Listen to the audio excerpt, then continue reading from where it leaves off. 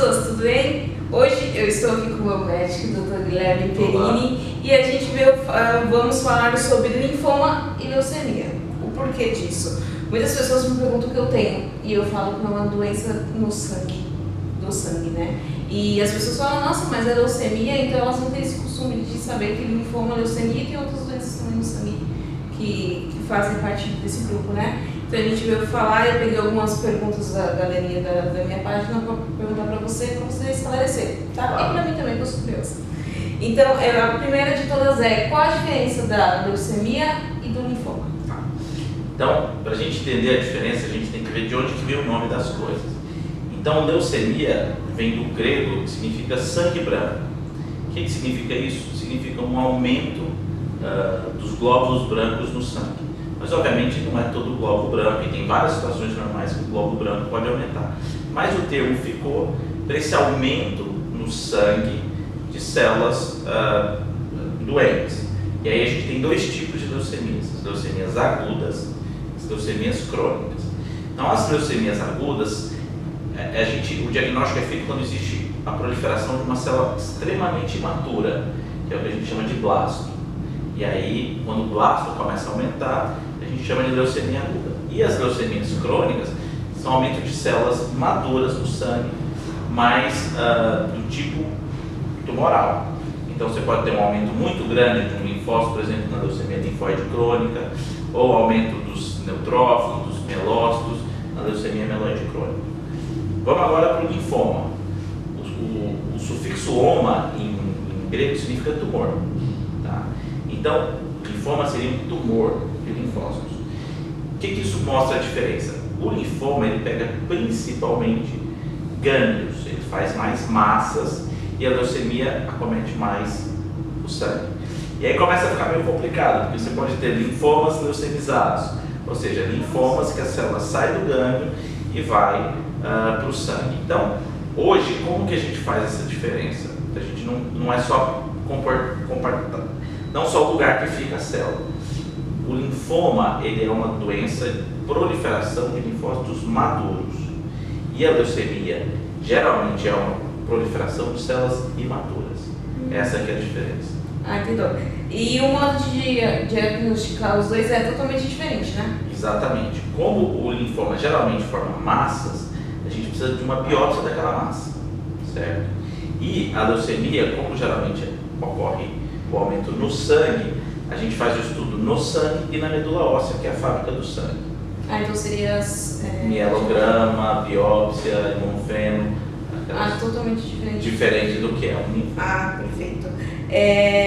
Quando o transplante de medula óssea é indicado para os dois tipos?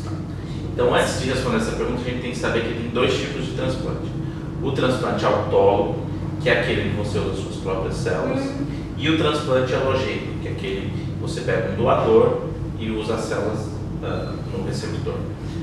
Geralmente, para leucemia, a gente usa muito mais o transplante alogênico do que o autólogo. Tá? Você usa essas células novas, funciona como se fosse uma imunoterapia. Você pega essas células novas do doador na esperança de que elas mesmo combatam a célula da leucemia. Tá? Então, geralmente a gente indica o transplante alogênico em leucemia. Para leucemias que a gente chama de alto risco, isso tem a ver com as alterações genéticas da leucemia, ou naqueles casos que a doença volta após o tratamento inicial. Tá? O transplante autólogo, ele na verdade é uma maneira de driblar o efeito colateral da quimioterapia. Então, quando eu dou bastante quimioterapia, o principal efeito colateral, você sabe muito bem disso, é as defesas caírem, certo? E às vezes eu não posso aumentar muito a dose da quimioterapia, porque senão a defesa vai ficar muito tempo lá embaixo, e aí o risco de infecção começa a aumentar. Então, o que eu faço? Eu coleto as células tronco da pessoa, dou uma quimioterapia mais forte e reinfundo essas células. Com isso eu dou um drible no efeito colateral, mas eu não tenho esse efeito imunológico que o transplante alogênico tem. O transplante autólogo, eu gosto muito de um exemplo, que assim, imagina você tem um jardim, tem várias rosas, mas também tem ervas daninhas.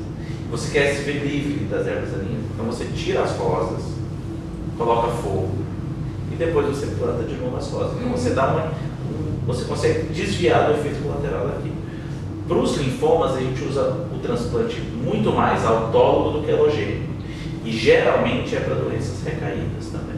Ah, entendi. Então pode ser que o transplante nunca é indicado de primeiro tratamento.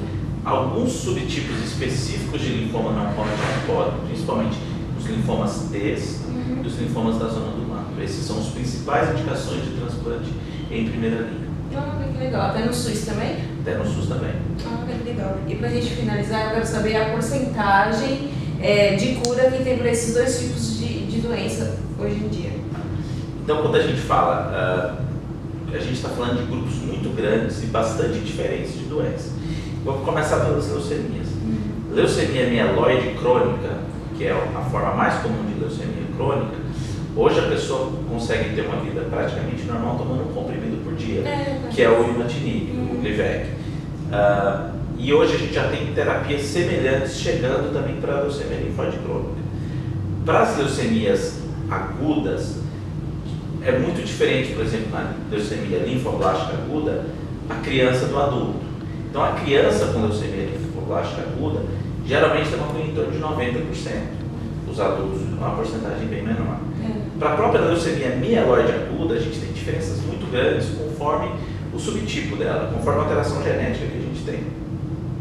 A leucemia promielocítica, que é uma das mais comuns que a gente tem, a gente bate em torno de 85% de cura. É lógico, eu estou falando de números bons, mas existem casos ruins também. Mas eu acho que a mensagem que tem que ficar existe uma grande chance dos pacientes serem curados. Quando a gente associa os transplantes, seja o autólogo ou o alogênico, tanto no linfoma quanto na leucemia, essa chance acaba aumentando. Para os linfomas, quando a gente fala de linfoma de Hodgkin, por exemplo, a gente está falando aí, dependendo da apresentação clínica, de 70% até 95% de chance de cura na primeira linha. Tá? E óbvio que vão ter pacientes que não vão ser curados, vão precisar de outras terapias, transplante, participar do estudo clínico e tudo mais. E os linfomas não Hodgkin também é difícil responder essa pergunta, porque a gente tem mais de 45 subtipos de linfomas não Hodgkin. Então, a grande parte desses transplantes desses linfomas são curáveis, mas obviamente existe uma variação muito grande entre cada subtipo. Mas é importante destacar que tem cura para ambas doenças. Sem dúvida. Hoje o nosso tratamento, ainda bem, graças a Deus, é sempre curativo, na grande maioria dos pacientes. Que bom. Doutor, muito obrigada De nada. por esclarecer essas dúvidas. Se vocês gostaram, comentem, curtem, compartilhem. Muito obrigada e se inscrevam aqui no canal. Tchau!